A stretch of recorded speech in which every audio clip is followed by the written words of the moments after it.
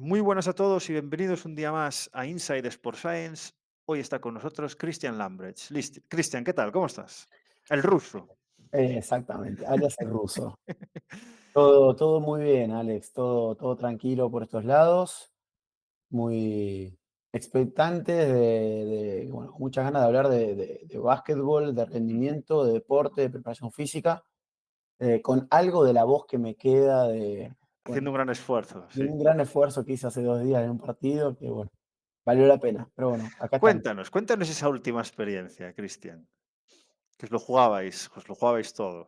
Mira, Alex, esta última experiencia fue única porque no me había tocado vivir bueno, llevo 15 años de profesionalismo y casi 30 en el básquetbol y no viví algo parecido, bueno, sí algo parecido en Puerto Rico con Bahía Basket, un equipo en el que yo trabajé en mi ciudad, Ujú. en donde en la mitad, en el entretiempo, perdíamos por 15 más o menos y lo terminamos remontando y accediendo a la final de la Liga de las Américas. Pero bueno, afortunadamente e increíblemente, lo que nos tocó vivir a nosotros en Bilbao Basket del miércoles pasado, en Bilbao justamente, en la semifinal de la FIBA Europa Cup contra el equipo de Dijon, fue algo increíble. Algunos dicen que fue un milagro, en donde el partido de ida en Dijon perdimos por 19, volvemos a Bilbao, obviamente lo hago corta. En el entretiempo, en el descanso, íbamos 2-3 puntos arriba. Tercer cuarto termina con 2-3 puntos arriba. Mitad del último cuarto, 2-3 puntos arriba. E increíblemente la magia del básquetbol, porque es algo que no tiene muchos deportes y el nuestro, afortunadamente sí, para los que estamos en este mundo. En esos dos últimos 5 minutos hicimos un parcial de 28-2 y en el último cuarto, 41 Increíble. puntos.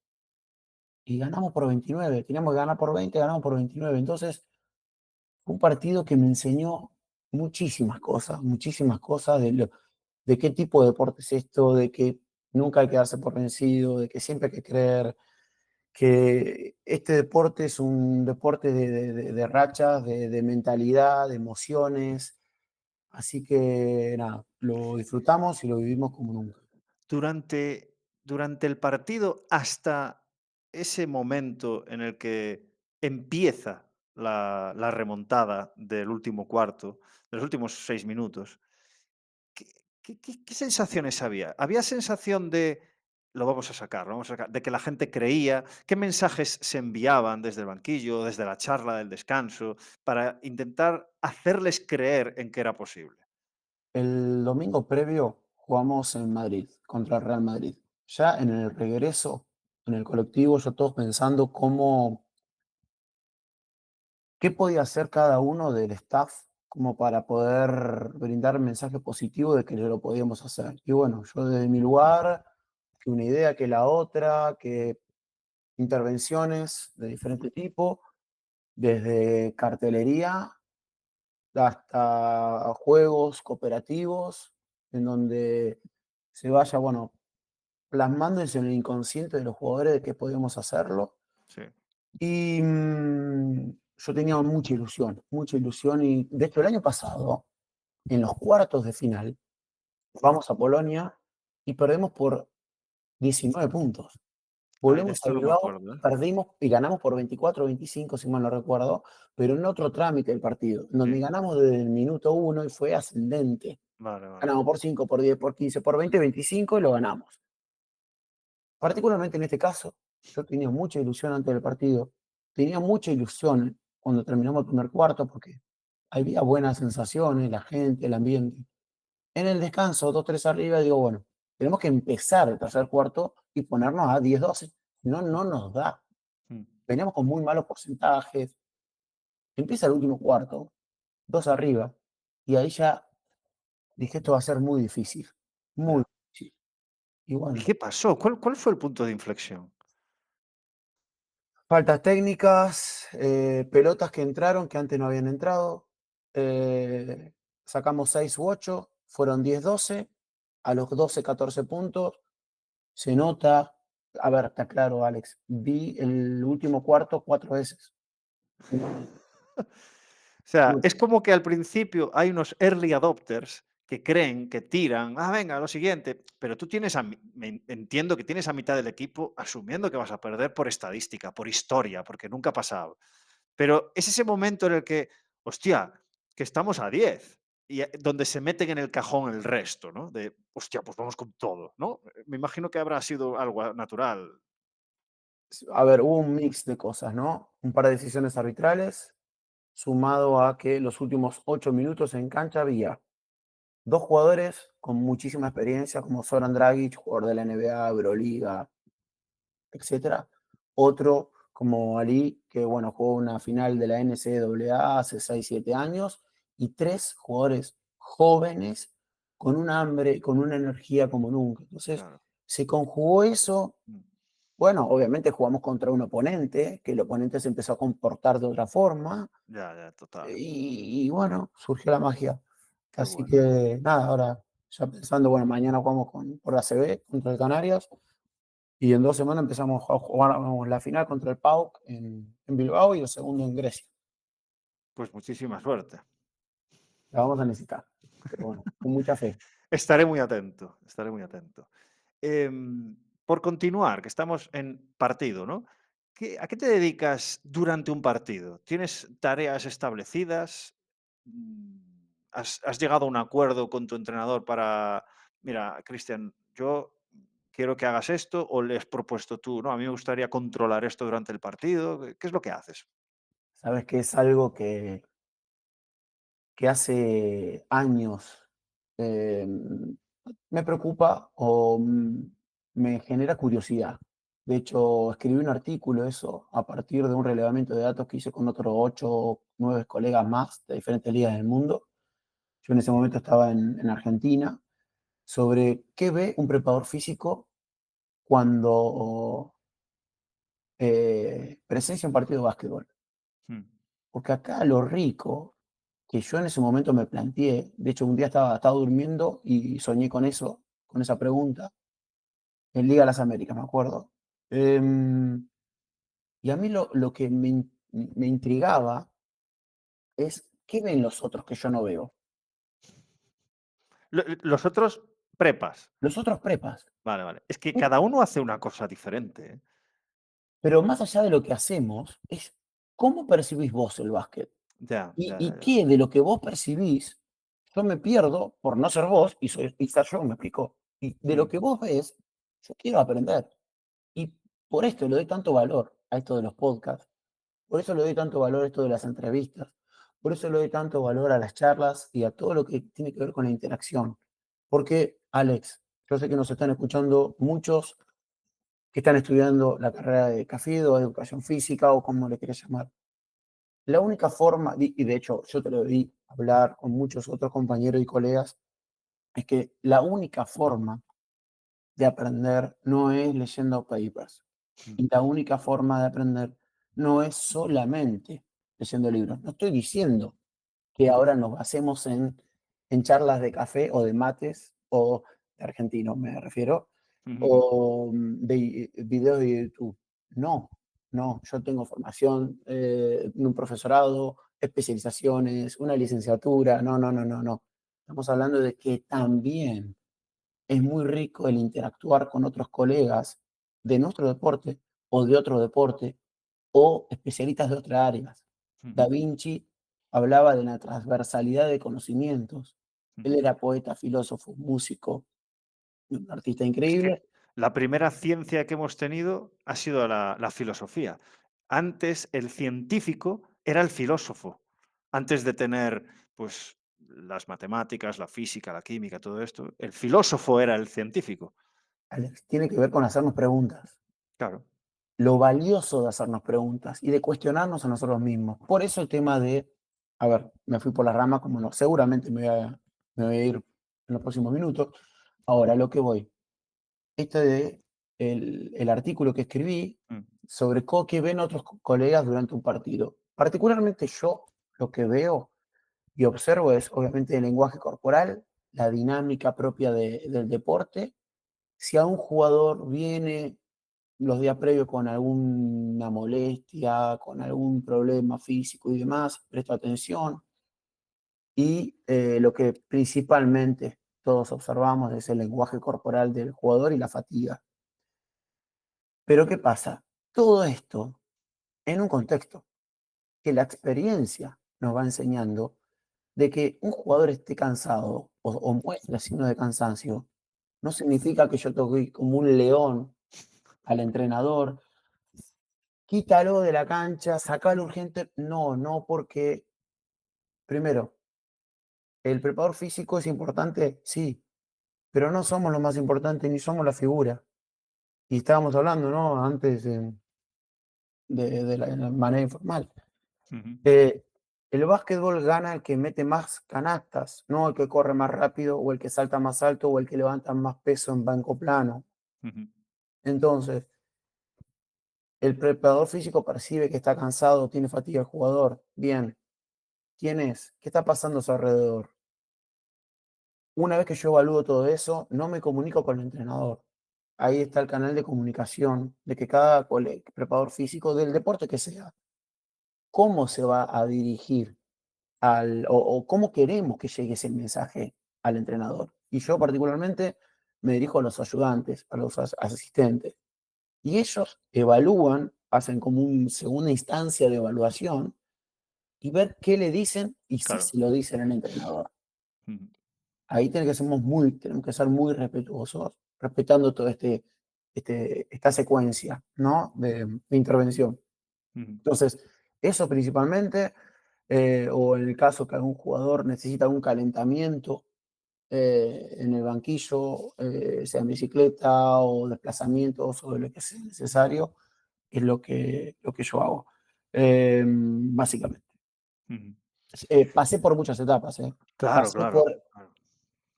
años en donde registraba las caídas de cada jugador, cuáles de Guau. esas caídas eran con oposición y cuáles de esas caídas eran sin oposición. También registraba la cantidad de veces que yo le llamaba, le ganaron los pies a mis jugadores que lo pasaron uno contra uno. Vale. De hecho, tengo un escrito durante toda una temporada en Argentina, selección de menores de mi ciudad, y comparé cuántas veces se caían los jóvenes, cuántas veces se caían los adultos y por qué, hipótesis, bla, bla, bla, bla. Pero el tema es que Estudiando el deporte. uno estudia el deporte, trata de buscar explicaciones, de buscar Mm, respuestas, y bueno, con el ujú. tiempo uno se va dando cuenta de que no todo tiene una respuesta exacta, Sí, sí. y ahí está justamente lo mágico de este deporte. Yo hubo una temporada que tuve así también, una temporada muy, yo le llamaría original, donde empecé a contabilizar las veces que mis jugadoras llevaban las 2 manos a la rodilla para descansar, ¿sabes? Duré 3 partidos. Claro.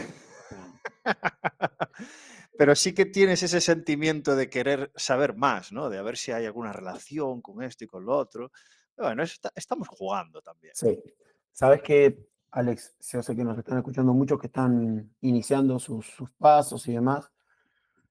Una vez yo, cuando estaba en esa época de obsesión de los datos y me pasaba escribiendo y haciendo Excel y números y acá y allá, hace como 7 8 años, una vez, bueno, en ese momento trabajaba con bueno, Alejandro Montecchia, jugador de Euroliga, campeón olímpico con Mítico. la selección mayor argentina. Trabajamos juntos 8 años en mi ciudad, en Bahía Blanca.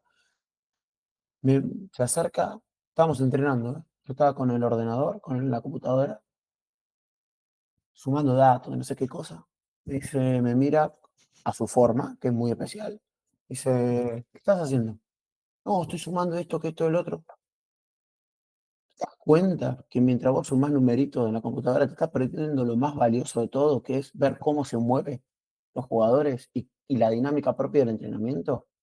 No me lo olvido más. Fue uno de los grandes consejos que él me dio, cosas que él me enseñó, que fue un antes y un después de ese momento. Mm. Muy parecido a lo que acabas de decir, con otro ejemplo. Tengo grabada una foto de un vídeo que vi de un chico que no diré, se podría saber quién es, pero no digo quién, que estaba haciendo su batería de valoración y test funcionales y test de condición física y tal, constantemente mirando al aparataje, al encoder, a la plataforma, a las células. Pero, tío, ¿quieres ver a la persona que está ejecutando tu test? A ver si para empezar es fiable lo que estás haciendo, es válido. ¿Sabes? Es totalmente cierto que hay veces que tecnología, datos y tal, sí, pero tendrás que interpretar lo que está haciendo la persona, ¿no? Y ahí ya el tema, pues el binomio este de objetivo, subjetivo, cuantificable, cualitativo, es ese yin y el yang de nuestra profesión, ¿no? De cuánto exceso de uno le quita al otro. Y esto se aprende pues por experiencia. Porque también te digo, yo echo la mirada atrás y veo, joder, he cometido un montón de errores, ya, pero esa toma de datos innecesaria, esa cantidad de datos recogidos en multitud de test que no usé para nada y no volví a mirar en mi vida, ni los he comparado con nada, los he hecho. Y no me han servido para nada. Sí, pero al menos tienes un bagaje, tienes un contexto, tienes un background sobre el cual después puedes tener una opinión, pues, con más información. ensayo y Correcto. error, pero hay que ensayar, hay que hacer, y Ujú. sobre todo cuando somos jóvenes, porque, Fallar rápido. exacto, fallar rápido y tratar de capitalizar los errores. Ujú, Eso, de eso se trata. ujú. Vale, tenía un par de preguntas más con el partido, de cualquier partido, pero vamos a proseguir, porque si no, no acabamos nunca. Em, Estás en 2 dinámicas completamente diferentes, dinámica de club, dinámica de selección. Cuéntanos, inicialmente y de forma así más general, ¿cuáles son las grandes diferencias entre un puesto y el otro? Mira, Alex, la respuesta inmediata que se me viene a la mente es el tema de cantidad de días con un equipo y cantidad de días con el otro. Estamos hablando de selección argentina, Ujú, 15, 20 jugadores generalmente, serán 25 desde que estoy en estos últimos 2 años. Esos jugadores pasan anualmente con nosotros, con el staff, con la selección, no más de 50 días. claro. Por lo tanto, nos quedan 315 restantes que están con sus equipos. Ponele que son 2 meses de receso, de verano europeo o de invierno americano, están unos 280 días con su equipo y unos 50 días, en el mejor de los casos, con nosotros. ¿Por qué nosotros? 50 días.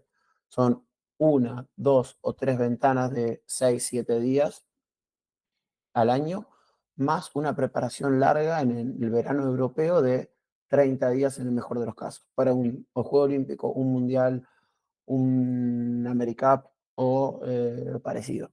Pero, por ejemplo, para unos Juegos Olímpicos, no, para unos Juegos Olímpicos no, para una competición larga, o sea, tenéis un mundial, tenéis unas Olimpiadas, ¿cuánto tiempo antes de la competición os concentráis, más o menos? Porque aquí suele ser 30 días o así, Sí, a ver, aproximadamente. con Argentina no estuve en ningún mundial, sí con la selección mayor de Venezuela, y ahí estuvimos unos 30, 40 Vale. días, porque teníamos que ir a jugar en el Mundial de China, y eso implicaba 12 horas de diferencia con respecto a Venezuela. Entonces, bueno, hicimos toda una secuencia o un plan para acomodarnos al tema del jet lag y demás, y partidos amistosos de preparación y demás.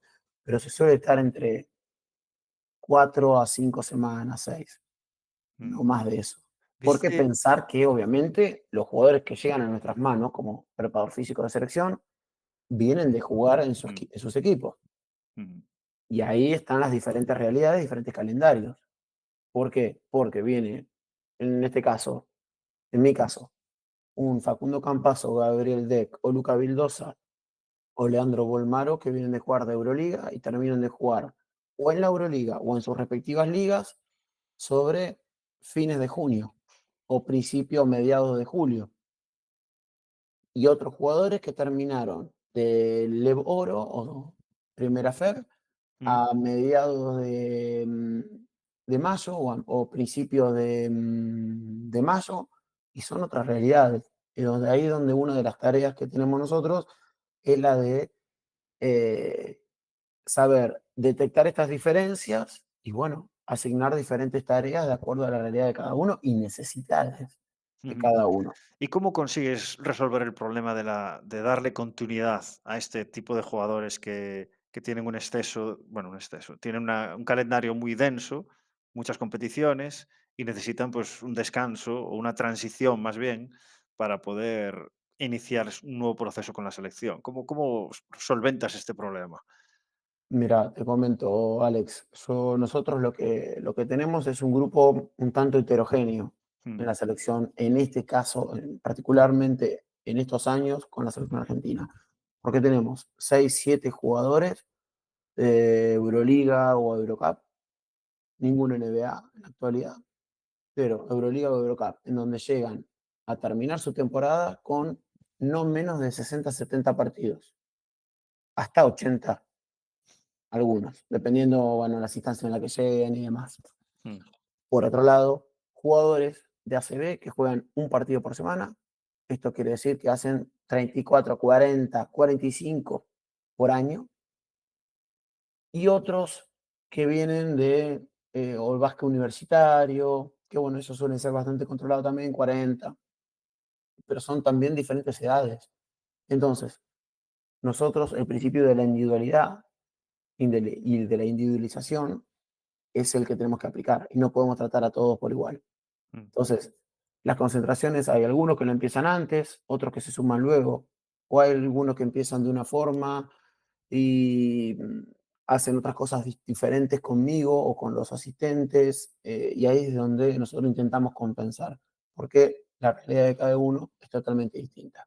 ujú, Por ejemplo, ahora tenemos pensado para la próxima concentración, nosotros jugamos el 22 de agosto, jugamos en Nicaragua el Americano. Empiezan 9 días de competición. Bien, tenemos pensado empezar el 22 de julio la concentración, pero van a haber muchos jóvenes. Entonces ya 2, 3 semanas antes vamos a hacer un Open Gym en Buenos Aires, donde van a ir a entrenar 4 veces por semana em, para prepararnos para ese torneo. Y mm, mientras tanto, otros jugadores, recién nos vemos el 23. Y ahí está el asignarle a cada jugador o a cada grupo de jugadores el estímulo que nosotros consideramos que es importante y necesario. ujú. Luego otra cosa, mucha gente que nos escucha eh, tiene la duda de cómo es entrenar a un jugador de alto nivel versus un jugador élite histórico. Tú has tenido varios ejemplos, pasados y actuales.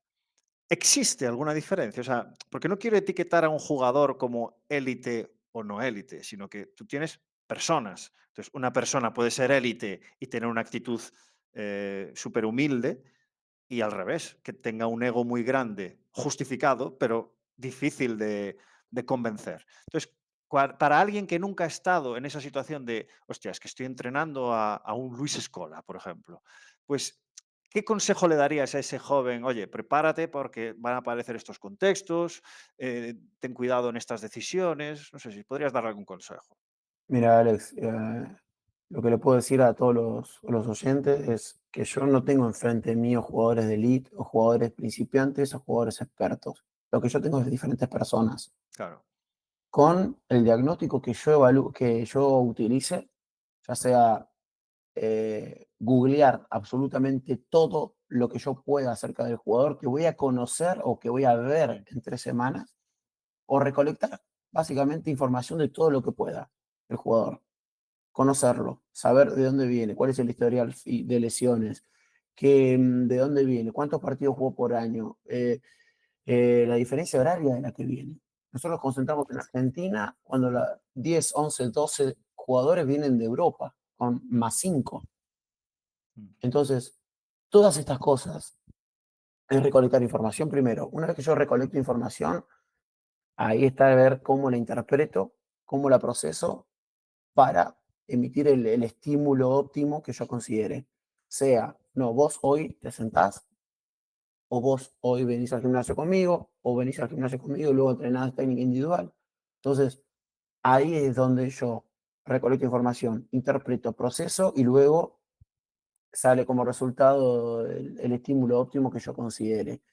Y claro, a ver, si viene un Carlos Delfino, jugó en la NBA, campeón olímpico, los mejores equipos de la Euroliga, con 40 años, el año pasado vino. Muchas veces lo tengo que escuchar a él. ni siquiera yo tengo que hablar. Solamente diciendo, Carlos, ¿cómo estás? ¿Y qué crees que te puede llegar a ayudar? Mm, Y no sé, Ruso, mira, llegué de viaje hoy, pero necesito moverme, necesito sudar. Bien, dale, vamos por este lado. Hagamos esto, esto. Para todo esto, yo ya me comuniqué con su preparador físico para ver qué hizo, qué le gusta, qué no le gusta, qué le hace mal, antecedentes le sigo. Yo ya hice un trabajo de, de averiguación y recolección de información. A mí no me gusta juntarme con el jugador, encontrarme con el jugador cara a cara y recién ahí saber cómo está, qué siente, qué viene haciendo. No, no, no. Yo eso lo tengo que hacer antes, anticiparlo. sea quien sea, ¿eh?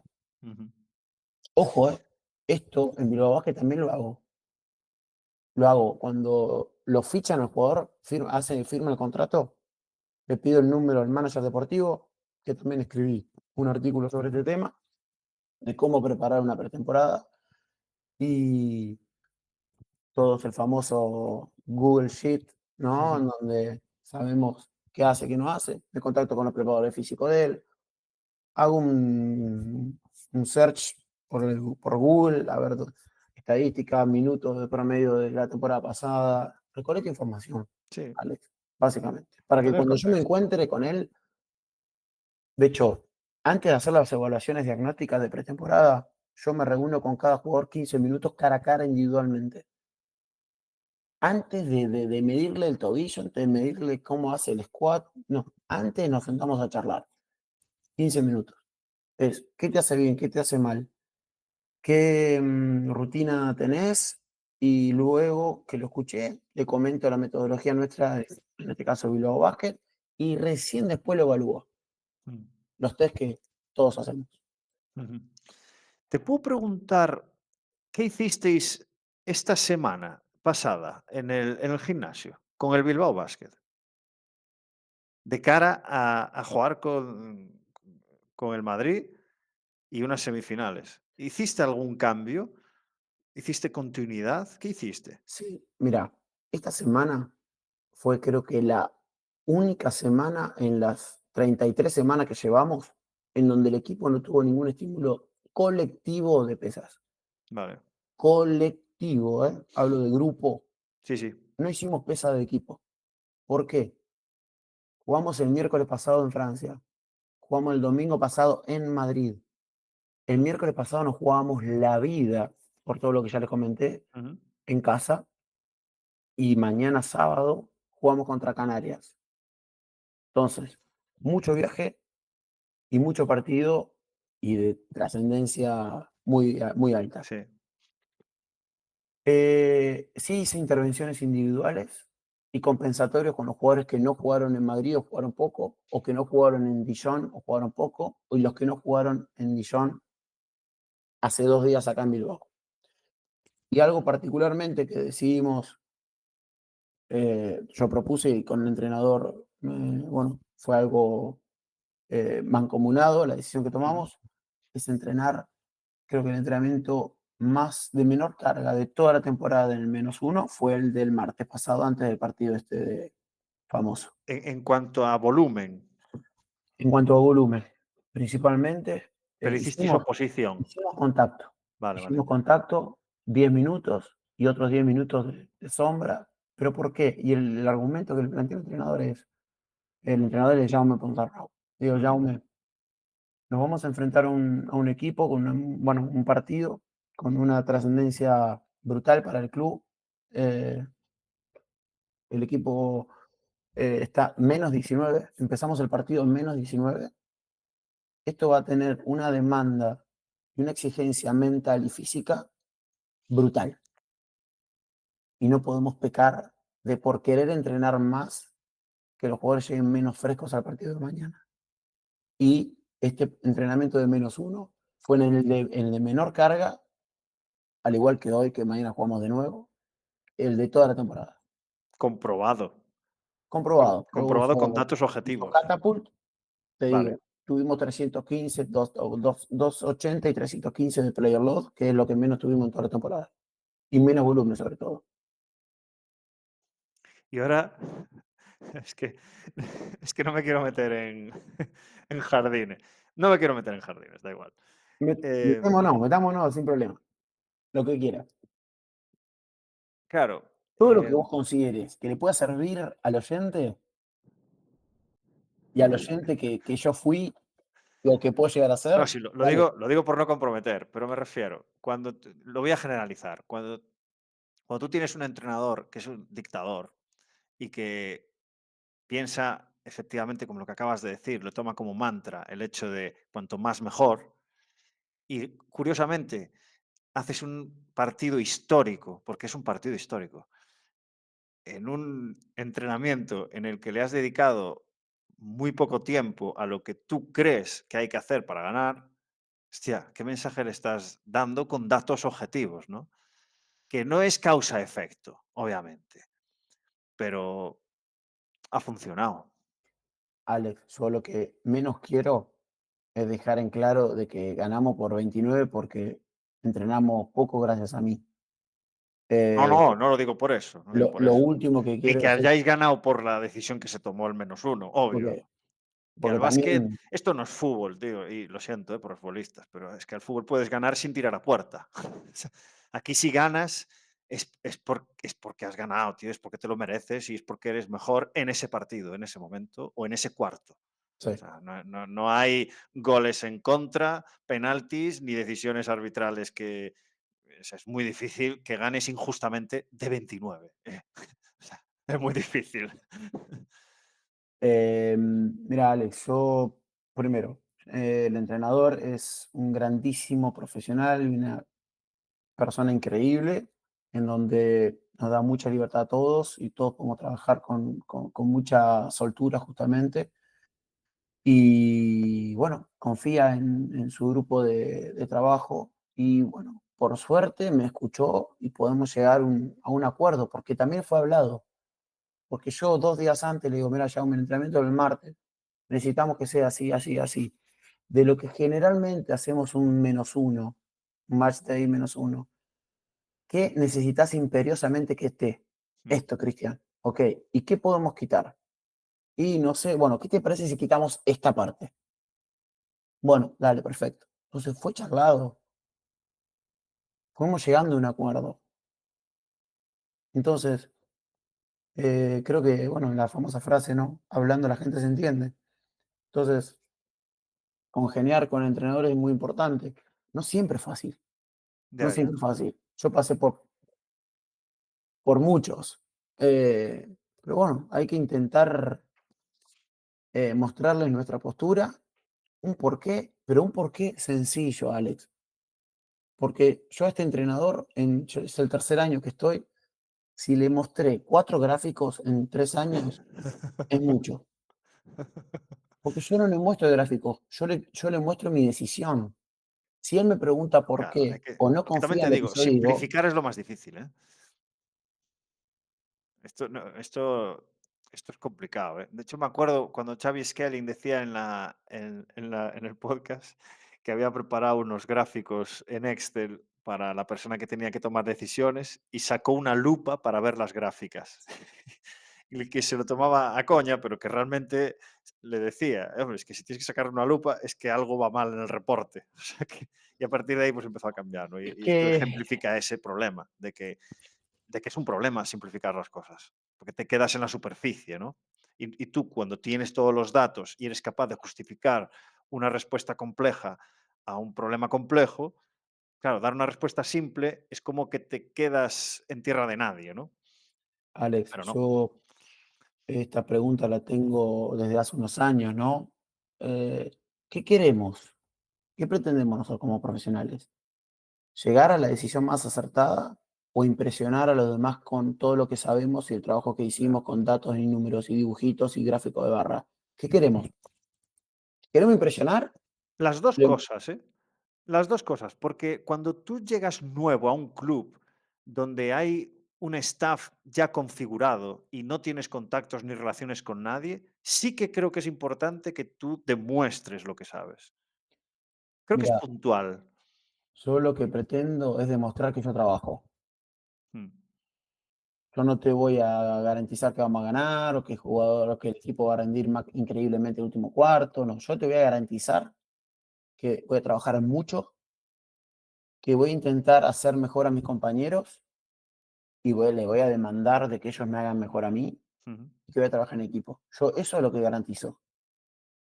Yo después no puedo garantizar de que que no haya ningún jugador que se lesione en toda la temporada. No, hombre, obvio. Yo no puedo garantizar de que los jugadores van a volar todos los partidos de la temporada. No, yo garantizo trabajo.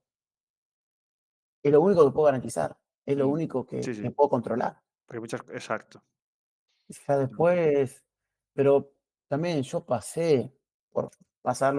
pasé por muchas instancias donde pasaba PDF de Catapult, post partido, a cada entrenador, a cada jugador se la mostraba. Cuando ahora le muestro si me piden, yo le mm, digo, al entrenador le digo, vos ya sabés, toda la duda que tengas lo que quieras saber, vos me lo preguntás, yo te armo lo que quieras. Pero yo no te voy a pasar toda la semana gráficos, números, porque tiene 3 millones de otros problemas que resolver. sí, sí, Él sí. quiere saber si este jugador está para entrenar o no, o si tenemos que entrenar 40 minutos 50 o 1 hora y media. Él quiere saber eso. Sí, sí. Y si tienes un jugador que está volviendo de una lesión, ¿cómo lo incorporáis? O sea, ¿cuál es ese proceso conversacional con el entrenador para incorporarlo a las tareas? Pues estas sí, estas no. Tengo un jugador actualmente, un esguince de rodilla, muy, muy duro en el primer partido en Francia. Estuvo 5 días con los fisios, mientras trabajando, haciendo auxiliares conmigo. Luego empezó conmigo con pesas y trabajo de cancha conmigo controlado. Ujú, Ahora hace conmigo contacto conmigo mm. controlado. Mañana empieza a ser específico con el tercer entrenador. Domingo descansa, el lunes empieza con el equipo. Esto Full, para un esguince ya. y un jugador estadounidense con determinadas características físicas y demás. Pero yo me hice un plan de Excel de su return to play, vuelta al jugar. Pero después voy viendo qué me dice el jugador. Él nos sorprendió, que pensábamos que iba a estar 2 o 3 semanas fuera. Va a estar 10 o 15 días. Otro jugador con esa misma lesión, capaz que está 3 semanas. Ya, ya. Mm, Entonces, y yo al entrenador le digo, mira, el lunes empieza, que no es el caso este, ¿no? Pero el lunes empieza todo sin contacto. Primer bloque de 15 minutos sin contacto. El martes hace sin contacto y rotación del bloque siguiente de contacto. Y yo lo escribo eso, se lo mando todo lo del entrenador y él arma el entrenamiento de acuerdo a lo que yo le mande por escrito. Así nos manejamos desde hace 3 años. mm. ¿Qué es lo que más te gusta de tu trabajo, Cristian?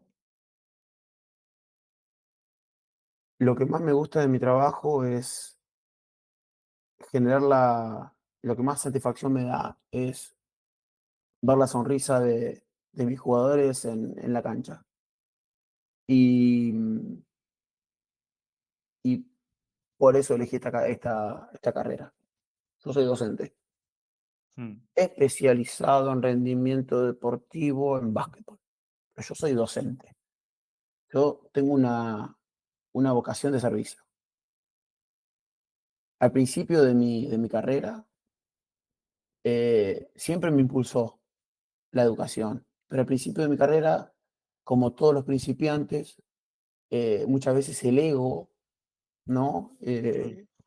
Predominaba y con el paso de los años uno aprende a controlarlo y a dejarlo en segundo, tercero, quinto, décimo lugar.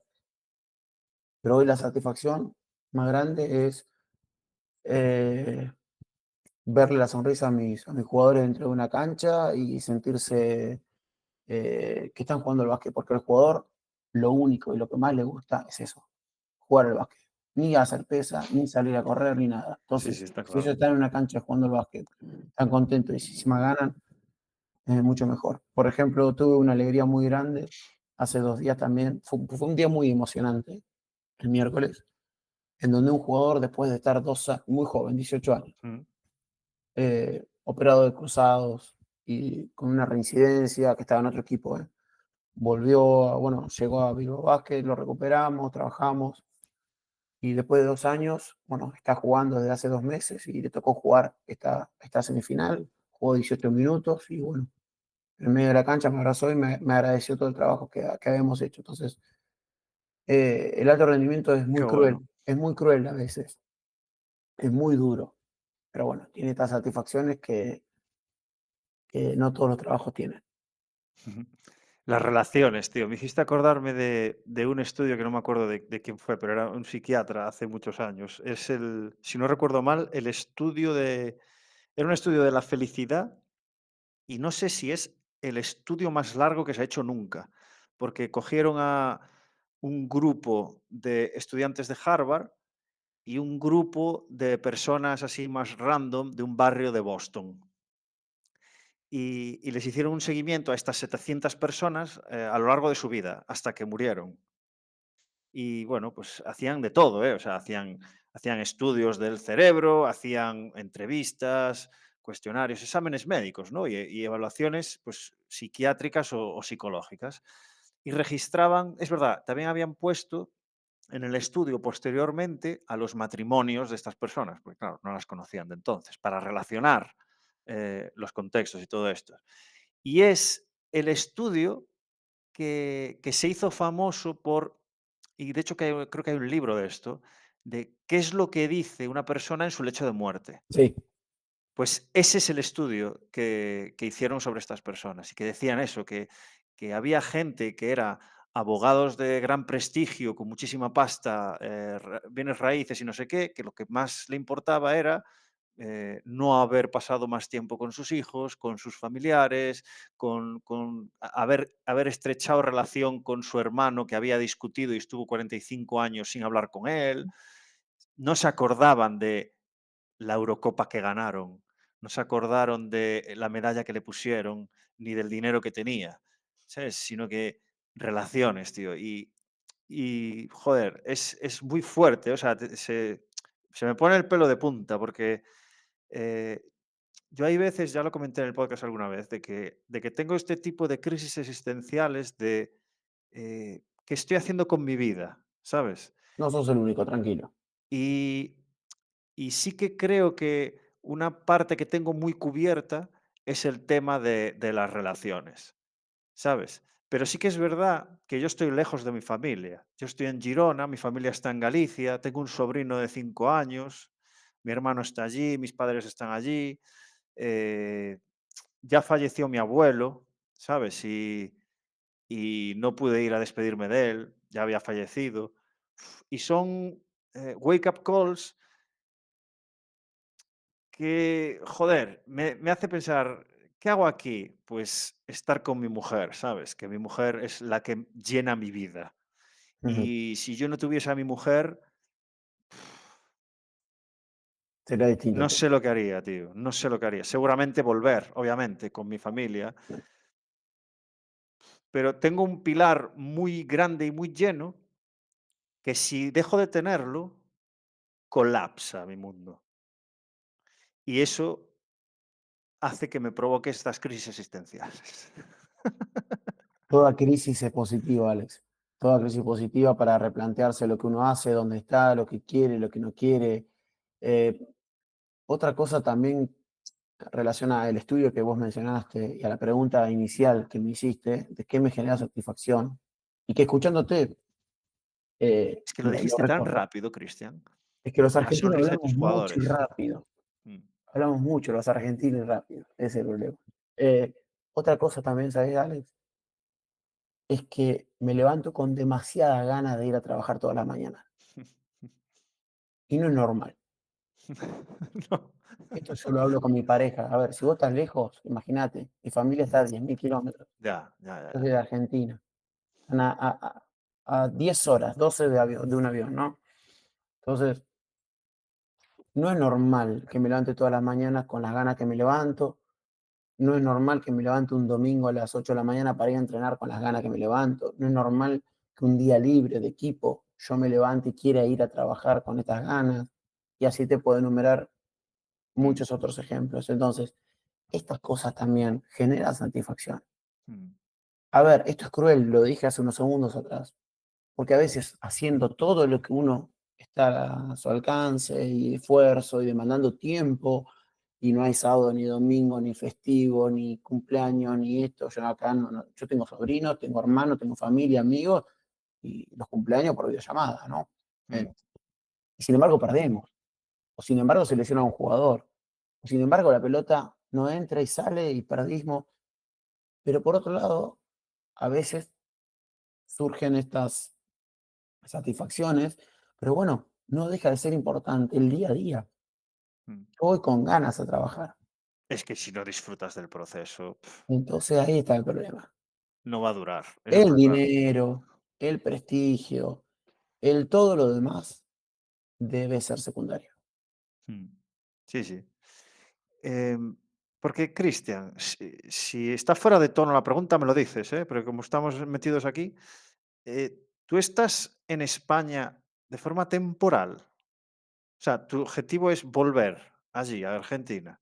Te digo por qué, porque yo tengo este tipo de crisis momentáneas y puntuales, porque yo estoy convencido de que me quedaré a vivir en Girona, porque mi mujer es de aquí y yo quiero estar con ella. Entonces, no puedo tener las 2 cosas. En tu caso, ¿es algo temporal el que estés por aquí? No, no, no, Alex. O sea, En tú el quieres hacer momento, vida aquí. en el momento que decidimos con mi pareja, que también esto lo voy a contar porque lo cuento bastante y a ver si animo a algún otro que esté, o alguna otra que esté escuchando. Yo estuve 8 años en Argentina, en la Liga Nacional Argentina, con mi equipo de mi ciudad, selección argentina de menores, 2 mundiales U19, Copa Stankovic con la mayor B, bla, bla, bla, bla. Me fui a Venezuela Ujú, 2 años, volví, pero yo siempre tenía en claro que quería venir al lugar en donde yo consideraba que estaban los mejores, que eran en Europa. mm, Porque yo considero que esta es la mejor liga del mundo, o de Europa, digo. Acá hay grandísimos profesionales y yo quería rodearme de todos ustedes. Y por eso con mi pareja decidimos venirnos para acá. El tema es que obviamente no solamente es querer, es poder. ya, ¿Y cómo hacemos para podernos venir y gastar 1.500 euros un pasaje? Más allá que luego tenemos pasaporte europeo, segundo idioma, bla, bla, bla, bla. Bueno, vendimos todo. Vendimos de la secadora, la lavadora, la madre nevera mía, o heladera, como decimos nosotros, la mesa, mi bicicleta, los utensilios de cocina. Vendimos absolutamente todo. Mi novia renunció al trabajo de 10 años que tenía, que era increíble, de lunes a viernes, etcétera, etcétera. Y nos vinimos para acá y no sabíamos dónde íbamos a vivir. Y no sabíamos dónde íbamos a trabajar ni de qué. Y en ese proceso, en esas semanas que yo estaba con la selección de Venezuela en un preolímpico en Kaunas, conseguí trabajo, pero yo no sabía dónde iba a vivir. qué fuerte. Es que me parece muy fuerte eso, ¿eh? Entonces, yo O sea, tenía bien en vinisteis con claro, una yo mochila. vine con una mochila con materiales, una maleta con las cosas personales y una mochila, y nada más. Wow. ¿Qué llevabas en esa mochila, Cristian? La profesional, me refiero, ¿eh? La profesional, las bandas, Las gomitas, las vale. gomitas, esas cosas básicas que pude tener en ese momento, que me la compré porque pude ir a Venezuela a ganar en dólares y con eso vendí un coche, un Peugeot 307, me compré unos dispositivos, Catapult, como tuve esos meses en Venezuela cobrando en dólares, me compré un ordenador y material y a partir de ahí pude venirme para acá. Eh, yo quiero quedarme acá los próximos años con mi pareja porque yo quiero seguir creciendo profesionalmente. De acá a 10, 15 años no sé dónde voy a estar, Sí, hombre, nadie pero lo de acá, sabe, pero tu exacto. intención es, echar raíces, vaya, Sí, sí, sí. qué bueno. No quiero desaprovechar, me gustaría revertir la pregunta. ¿Qué es lo que menos te gusta de tu trabajo? ¿Sabes que esa pregunta, eso no me la hice nunca esa pregunta? Los viajes, ¿no?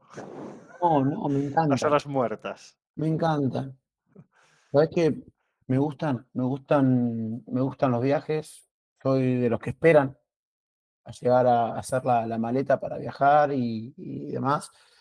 Eh, ¿Qué es lo que Y por ahí, a ver, el entrenar un domingo a la mañana soleado o de calor, y es duro, es duro. el que podamos ir a algún lugar y no podemos porque está esto. Lo más duro por ahí es ver cómo crecen, obviamente, mis sobrinos, o cómo Mm, viven mis amigos y a la distancia y demás. Y bueno, yo no poder estar ahí, eso es duro. ¿Qué tiene que ver con mi trabajo? Y algo sí, algo no, pero creo que eso es lo más duro. Y ni hablar de que cuando, bueno, los jugadores se lesionan es el dolor de cabeza más ya. grande de todo preparado físico. Sí, sí, sí. Después vemos si es culpa nuestra o no, pero nos duele la cabeza. Mm, sí, sí. Hablando, yo a lo largo de mi carrera tuve varios mentores, la mayoría puntuales, y, y uno de ellos me decía, Alex, es que eres un egocéntrico. Y le digo, ¿cómo que egocéntrico? ¿Por qué? Si soy de todo menos egocéntrico. Me dice, porque te piensas que la gente se lesiona por tu culpa. Buah, y me quedó grabadísima esa frase. ¿Eh? Y no he acabado todavía de cuando alguien se tuerce un tobillo, eh, sobre todo si es sin contacto, pienso, joder, tío, tendría que haber hecho más de esto, tendría que haber hecho menos de lo otro. Sí que es verdad que cuando son las típicas, pues yo qué sé, alguien se rompe un cruzado con contacto, con la posición de no retorno y tal, pues ya pienso, "Puf, qué mala suerte, ¿sabes? O sea, es que no puedes hacer nada. Cuando cae, aterriza en otro pie de la persona, pues chicos, que no puedes hacer nada. Pero mira, el otro día se lesionó un jugador nuestro eh, tirando un triple, abriendo las piernas. Y es un patrón que tiene muy asimilado, ¿sabes? De abrir las piernas cuando tira. Y ahí sí que me quedó, hostia, ¿por qué no le habré dicho que deje de hacer eso, tío? Porque si no se hubiese abierto de piernas, patrón común en su aterrizaje en el triple, no se hubiese lesionado el tobillo. Entonces todavía tengo O sí, ahí, o sí, ya lo sé, pero no conseguí borrarlo de raíz, ese consejo que me dio este mentor, ¿sabes ¿sabes? qué pasa? Tu mentor creo que tenía mucha razón, porque muchas veces nosotros pecamos de ese egocentrismo porque nos consideramos demasiado importantes o Ya. más importantes de lo que realmente somos. Sí, sí, desde luego. Sobre Que todo al ganamos principio. porque corren mucho y ganamos por nuestra culpa. Y perdemos por nuestra culpa. Mm, Y no tenemos tanto impacto en el mundo como creemos, me parece. Por más que todos queremos sentirnos importantes, ¿no? Porque ¿qué ser humano no quiere sentirse importante? Sin sí, embargo, sí. creo que no sé si todo nos atraviesa y somos tan importantes como nos creemos. También, eso los años nos lo va enseñando, siempre y cuando uno quiera aprender y quiera Mm, ser consciente de eso. sí, sí. Y por otro Cuan lado, también los preparadores físicos necesitamos tener respuesta a todo. ¿Por qué correcto. se desgarró la isquiotibial de tal jugador? Y porque que el GPS me muestra que hizo más aceleraciones con esto y con esto. Es como el ser humano. El ser humano necesita buscar la respuesta, encontrar respuesta a todo, a todas las preguntas y los problemas. Cuando hace 1000 años llovía y era Thor el culpable de la lluvia, Sí, y si no eran Dios y todos sus santos. Y después nos dimos cuenta que era una nube, contraste de presiones, bla, bla, bla, bla. Entonces, necesitamos siempre encontrar respuesta. Pero bueno, muchas veces unos colegas me han dicho, ¿no? Antes, que se lesionó, que no, no querramos encontrar respuesta a todo, porque no todo siempre tiene respuesta, o lógica, respuesta lógica. creo que yo creo que sí todo tiene respuesta. Lo que pasa es que no la sabemos, no la Claro. conocemos. Ujú. Esto lo hablé hace poco en un episodio que todavía, bueno, este lo estamos grabando a 4 de abril y no sé cuándo va a salir. Igual ya ha salido. Bueno, un podcast reciente que he grabado, no he subido todavía, que hablábamos de esto, ¿no? De si nosotros pudiésemos matematizar y computar el baloncesto y todos los parámetros físicos, nosotros seríamos capaces de prevenir las lesiones. Y hablábamos de esto, ¿no? De cómo prevenir lesiones. Hombre, pues si realmente los seres humanos, deportistas, se están moviendo en el tiempo y en el espacio, pues tú, si supieses todos los parámetros que influyen en, pues, la fricción del aire, la fricción del suelo, la inercia que llevan, los newtons que reciben cada articulación en cada momento, ¿podríamos prevenir las lesiones? Es que te estás olvidando de unos cuantos factores más. Pero Hablaste que son todo desde el punto de computables. vista biológico y mecánico. No hablaste, Biológico y mecánico, si tú sabes, al final son átomos. Lo biológico y lo psicológico es átomo. El sí, te problema es estás que no olvidando. tenemos la capacidad de saber qué es lo que está pasando ahí, ni el tiempo disponible para conocerlo. Suponete que se inventa una máquina para poder analizar todos esos factores del deportista. Bien, ¿cómo controlas la cabeza de un deportista? ¿Y cómo controlas la imprevisibilidad de este deporte en donde se enfrentan a otros contrincantes? Claro, pero la toma de decisión es una reacción química. Una reacción química es algo matemático que tú puedes hacer en un laboratorio. El problema es que si eso fuese cierto, lo que acabo de decir fuese todo cierto, es que el universo es computable. Entonces sí que me asustaría. Sí. Pero bueno, la toma de decisiones y la imprevisibilidad justamente en nuestros deportes, si vos me decís un Usain Bolt, un velocista, un lanzador, un nadador, quizás se acercaría a esta máquina que queremos construir, pero el deporte como de contacto, colectivos, Y que la mayoría de tomas de decisiones son subcorticales, no son conscientes, porque tú no tienes tiempo para tomar una decisión consciente. Pero igualmente, esa inconsciencia, de hecho se ha estudiado, eh, es reproducible. O sea, yo te puedo hacer reír si estimulo un área concreta del sí, cerebro que no sé cuál es, sí, ¿sabes? Entonces, que no pensemos que lo cognitivo es algo astral. No. El problema es que no tenemos ni los recursos para controlar eso, ni el tiempo disponible en competición para que eso tenga un efecto de control. Porque no tienes tiempo, porque tú haces así, pum, y tiras a puerta. O haces así, bum, y de repente saltas al tapón y no querías saltar, querías hacer solo un close-out, pies al suelo. claro. ¿Sabes? Claro, entonces eso va a ser imposible. Pero bueno, era filosofando, Cristian? Necesitamos las preguntas. Sí, sí, sí, literal. Oye, para la última parte, que siempre más o menos hago las mismas preguntas, ¿qué te parece si te acuerdas de algún error cometido o alguna anécdota graciosa, embarazosa que te haya pasado que se pueda contar? Oye, pues para que la gente se eche unas risas. A ver, algo, bueno, gracioso, me pasaron muchas cosas, pero Que se puedan contar pocas. sí, sí. ¿Sabes qué? Una anécdota me pasó hablando de máquinas, ¿no? Y hablando de seres humanos, y hablamos de que somos seres psicosociales, emocionales. Mundial de China 2019. Mm, Yo, el preparador físico de la selección mayor de Venezuela, pasamos de ronda, jugamos con el segundo de la otra zona, un tal Argentina. mm. Estábamos en Estaba el... Luis Escola de aquella. Exactamente, Ah, exactamente. Lo enfrentamos a... Bueno, Argentina terminó subcampeón del mundo. Eh, Jugábamos, bueno, estaba el grupo Rusia, Argentina y otro más que no me acuerdo. Ah, y Polonia, si mal no recuerdo. Bueno, vamos al partido, jugamos a tal hora, llegamos, bueno, yo con ya toda la rutina, el calentamiento, todo ensayado. Aparte ya era como el quinto partido del Mundial. mm, Estaba todo ensayado, está todo programado, el horario, la rutina individual de cada jugador, todo perfecto. Llegamos a esos estadios inmensos, increíbles que hay en China. En el momento que entro al pabellón, a la cancha, con las gradas y demás, obviamente muchas banderas celeste y blanca, mucha gente de Argentina que había ido y escuchándolo cantar.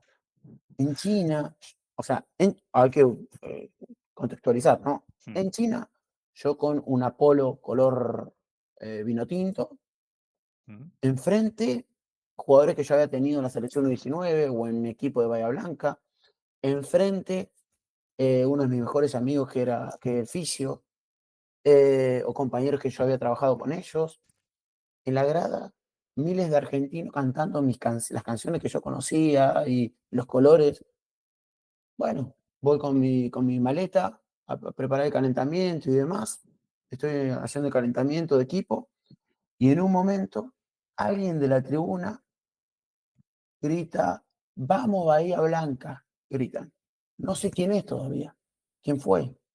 Yo soy de Bahía Blanca, una ciudad donde respiramos baloncesto, de ahí, Mm. bueno, salió Manu Ginóbili, Montequia, Pancho Hasen, Pepe Sánchez, bueno, grandísimos deportistas y basquetbolistas. En el momento que me gritaron eso, me bloqueé, me bloqueé, me superó emocionalmente el momento. Me bloqueé en el punto de que los jugadores, los próximos 3 4 minutos, hicieron el calentamiento porque ellos ya lo tenían automatizado, pero había, de hecho, hay algunos jugadores que me dijeron: "Se te cambió la cara y te congelaste". Bueno, me congelé. Fueron 5 minutos en donde me vi superado emocionalmente, congelado. No podía creer. Y lo reconocí, ¿eh? Le dije: "Sí, no, no, no, me superó la situación". Y bueno, luego perdimos por 15, 20 puntos. Pero bueno, fue una muy buena anécdota. Y después, otra Hosti anécdota que también la Menos mal cuento que no te así. fuiste al banquillo de Argentina. Bueno, sí, sí, lo único que me hubiera faltado. Lo único que me faltaba. Eh, Otra, Alex, fue estando en mi ciudad, trabajando para Bahía Basket, en donde un jugador no era de los, bueno, de los más trabajadores y, y termina la temporada en mayo y bueno, en ese momento, bueno, lo sigo haciendo ahora con los jugadores con contrato, tenía reuniones con con los jugadores. Y en una de esas reuniones hablando, le digo: "Mirá, la verdad que vos no trabajaste en toda la temporada, eh, ponías excusas, hacías esto, hacías lo otro". Y en un momento me dice: "Pero Russo", a mí me dicen Russo, me dicen: "Russo, ¿y ahora me lo decís esto recién?". Y y y tiene toda la razón, y eso a partir de esa experiencia, Alex, aprendí mucho, de que ¿para qué voy a esperar? ¿O para qué? Si yo quiero mejorar una realidad, yo tengo que intervenir. No tengo que quejarme. Es que estoy visualizándolo. Me La cara que se te debió de quedar. y casi le doy la mano y un abrazo, diciéndole: "Tenés toda la razón, yo soy un tarado". Y por eso digo que, eh, Esto pasa mucho, ¿eh? Esto pasa mucho. A mí me ha pasado. hay que ver la forma en que intervenís, y el momento y el lugar. Pero, Al menos intentarlo. o al menos ver qué te pasa, por qué, mirá, creo que tenés que hacer esto y esto otro, pero ¿por qué esperar a la fin de la temporada en mayo y no intervenir Sí, sí, sí, sí. una cuando uno ni bien lo ves o ni bien lo detectás? Entonces, eso también, después otra cosa que tiene que ver con las diferentes culturas, donde uno también tiene que ser abierto. Llega, bueno, también en su momento en Argentina, llega un jugador, entrenábamos a las 10 de la mañana, 10 menos 3 minutos, llega este jugador venezolano. Ah, y me fui como un como una persona desesperada de: "¿Cómo vas a llegar a esta hora? Que es un desastre". ¿Y qué, desayunaste? Sí, desayuné una empanada frita y era como si me hubiera insultado. Pero ¿cómo sos un irresponsable? ¿Cómo vas a llegar 3 minutos antes y comiendo una empanada frita? Y claro, era la primera experiencia de este jugador fuera de su país. Y en su país, de hecho, yo después fui a vivir a Venezuela, desayunan eso. Entonces, eh, empatía, primero. Segundo, capacidad de escucha y después juzgar. Porque uno de los grandes problemas que tenemos los seres humanos también es el prejuzgar y enseguida el dedo acusador. Sí, sí. Antes de acusar, anda, averiguá, preguntá, informate, habla con la persona, que es una persona, además es jugador de basquetbol, o de fútbol, o de balonmano, o de lo que sea. Mm, Y después juzgá, y después emite un juicio de valor. mm. Pero La bueno, falta de empatía es el primer signo de la psicopatía. O sea que bueno, sí, o sea que cuidado. sí, sí, un juego de palabras. Cristian, se me ha pasado volando, tío. Tendremos que hacer otra, ¿eh? Cuando quieras. Tenemos que hacer otra. porque además me quedan un montón de cosas, pero como ya os comento al principio, como quiero que sea una conversación, porque aparecen cosas mucho más interesantes que no aparecen en los libros, sino de la propia experiencia de la persona, es lo que yo le tengo más valor y lo que más os agradezco que compartáis, porque al final todo está escrito, ¿no? Menos las experiencias de cada uno. Cristian, ha sido un placer tenerte aquí, me lo he pasado genial y por favor despide tú este episodio, como digo siempre te deseo lo mejor en lo profesional, sobre todo en lo personal y ha sido un placer, tío. Alex, yo soy agradecido por la invitación a ser parte de tu podcast que sigo desde hace años, desde COVID, que, Es verdad que íbamos a hacer la entrevista presencial y al que al final no pudo ser, tío. bueno, sí, esto el año pasado, pero yo te Sí, sí, vengo sí. siguiendo a vos y a todas tus entrevistas de hace muchísimos, bueno, muchos años, y a mí me sirvieron mucho, mucho porque me enseñaron todo lo que los libros no tienen, justamente que acabas de decir. Y, el valor de la experiencia y el valor de lo que hacen diferentes colegas y sobre todo de lo cómo piensan y cómo ven nuestra profesión Mm, es valiosísimo. Y estas cosas te las enseñan este tipo de medios, como puede ser un podcast, y ni hablar si tienes la posibilidad de charlar con diferentes colegas y saber cómo piensan, qué hacen, qué no hacen. ujú, Entonces, soy muy agradecido por la invitación y bueno, saludo a todos los oyentes y desde ya, a ver, yo no soy quien para dar consejos, pero simplemente por mi experiencia es primero buscar algo que te apasione, principalmente eso, jugar y elegir a partir de algo que te apasione, en el momento que te apasiona algo, intentar ser lo mejor que puedas y aprender todos los días. mm. Eso es lo que yo me propongo, aprender de todo y de todos cada día. Definición Eh, de la pasión. sí, Perfecto, Cristian. Un placer y te deseo lo mejor. Cuídate mucho. muchas gracias. Un gran abrazo y saludos.